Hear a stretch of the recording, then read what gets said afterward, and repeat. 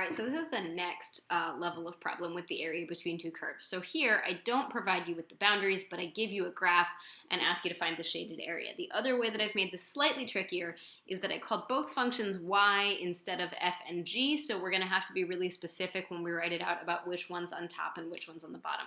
So in this situation, the top curve, right, this one right here, is a negative x squared plus 4x, and the bottom curve is a 4 minus x, right? So the first thing I have to do in this problem is I have to find the bounds, right? So if no bounds are given, then the bounds are where the two curves intersect. So mathematically, that means where the two curves, so my 4 minus x and my other curve, which is negative x squared plus 4x, are equal. I like my leading coefficients to be positive, so I'm going to move this negative x squared over to the left-hand side, and I'm going to bring the 4x along with it. So I'm going to add the x squared over to the other side. I'm going to subtract the 4x, which along with the negative x gives me a negative 5x, and I'm going to leave that plus 4 equals 0. It's important that if you're solving by factoring, which is the best way to solve in this situation, that one side of your equation is equal to 0. The other option is the quadratic formula, but that also requires that one side is 0. So I noticed that this factors into an x minus 1 times an x minus 4. I'm not going to spend a ton of time with how factoring works, but it's definitely a skill worth revisiting, and I'll post some videos about that too for my algebra classes as well. So either x minus 1 is 0, which gives me x is 1, which jives with this first boundary. That makes sense. That's a 1. Or x minus 4 is 0, which gives me x is 4, and that jives with this second boundary, so that's a 4. So now that I have my bounds, I know I'm integrating from 1 to 4, and I'm doing the top curve, which is the negative x squared plus 4x, minus the bottom curve, which is this whole quantity 4 minus x.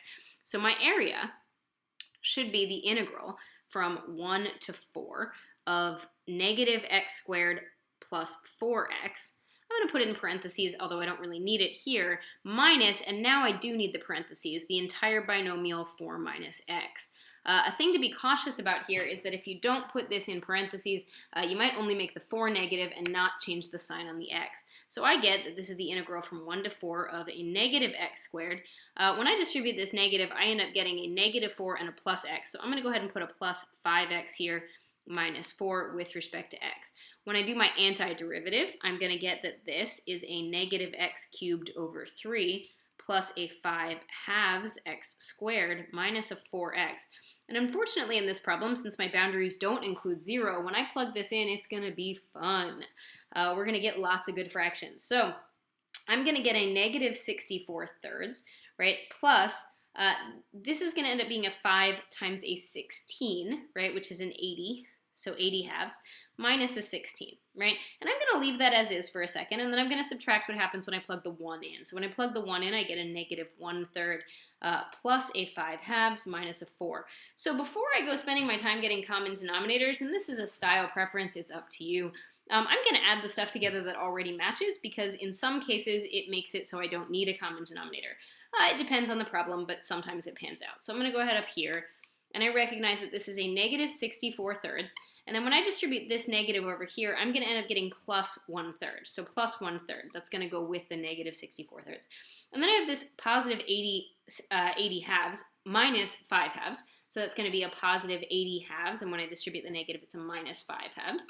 Right, and then I have a negative 16 and what will end up being a plus 4. So you don't have to do it this way, but the nice thing is that I give myself this negative 63 over 3, which is going to be nice and work out, because 63 is divisible by 3. Unfortunately, I end up with a 75 halves, which is less fun, but halves are about as nice as fractions get, so that's not awful. And then I get a minus 12. So 63 divided by 3 is a 21, so I get a negative 21 plus a 75 halves, which we'll deal with in a sec, minus a 12. When I put the negative 21 and the negative 12 together, I get a negative 33 plus 75 halves. I would make this 33 into a negative 66 halves plus the 75 halves. And sometimes math is hard, but I think I get a 9. So I think I get 9 halves as my final answer. So I can check this in a calculator really quickly, and a couple things to note about this. You could put an equivalent answer like 4.5. Similarly, I could have changed things to a decimal here with the 75 halves. I would avoid changing thirds into decimals or any other repeating decimal because that can get a little bit problematic. Yeah, those are the big notes. It could have made my life slightly easier if I had changed this 80 over 2 into a 40 and kept this as a minus 2 halves. That's fine. Uh, so, there are definitely some options in here, but that's kind of the gist. So if we wanted to check it in a calculator, we can. So we've done this before. What we would do is we'd put in our y1, the top curve, which is a negative x squared plus the 4x. I'd put in my y2 as the 4 minus x, right? So if we put that in my calculator, there's my y1 and my y2. I'd second quit to get out of that, and then because the last thing I was doing was finding area between two curves, I could actually hit second enter, and that'll pull up the last thing I did. Oh, my bad, that was make it a fraction, so I pulled up one more before that. And then I already had my y1 minus my y2, you can see that, and since I kept my y1 as the top function, I could totally cheat and keep that. The only thing I really need to change is my bounds. Instead of from 0 to 2, I'm going from 1 to 4, and I can hit enter, and hopefully I get a 4.5, which math fracts to a 9 halves.